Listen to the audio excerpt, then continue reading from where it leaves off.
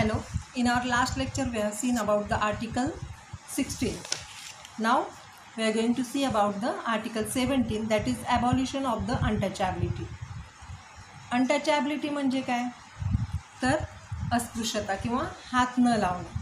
Okay, जे आपल्या समाजामध्ये आता आहे याच्याविषयी आर्टिकल 17 मध्ये काय सांगितलेले ते आपण पाहूया.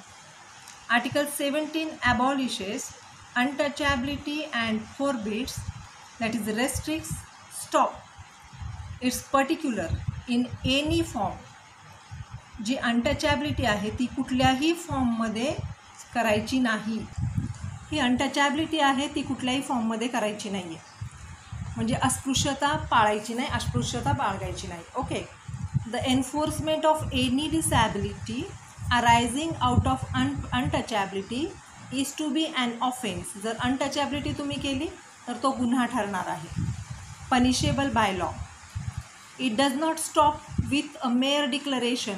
फक्त डिक्लरेशन करून थांबलेले नाहीत, but announces not to practice untouchability in future.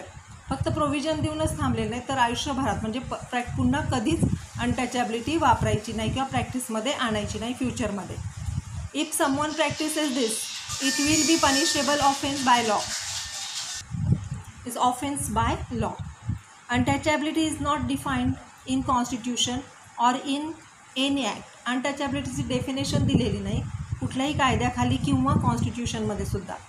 It is a product of the Hindu caste system according to which particular section amongst the Hindus had been looked down as untouchables.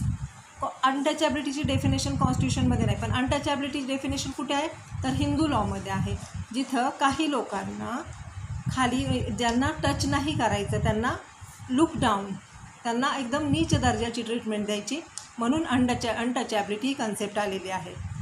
In the case state of Karnataka versus Appa Balu Ingale AIR 1993 supreme कोर्टाची case आहे. The supreme court held that untouchability was an indirect form of slavery. Untouchability is nothing but a indirect form of slavery. गुलामगिरी आहे ही. And only an extension of caste system. आणि caste सिस्टीमला बढोतरी देण्यासाठी untouchability ही concept आलेली आहे.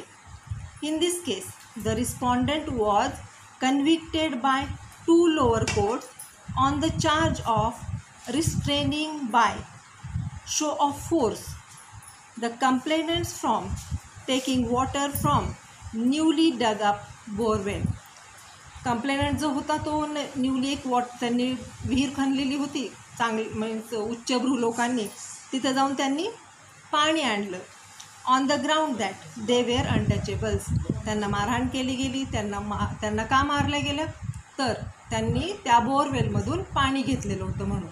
The high court acquitted accused disbelieving the evidence dispose by 4 witnesses who all were Harijans.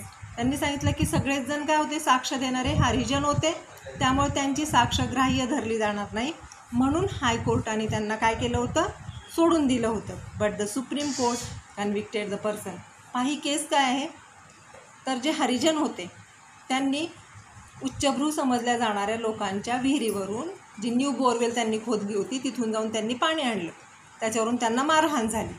मारहाण झाल्यानंतर त्यांनी कंप्लेंट केली, कारण अनटचॅबिलिटी हा ऑफेन्स आहे.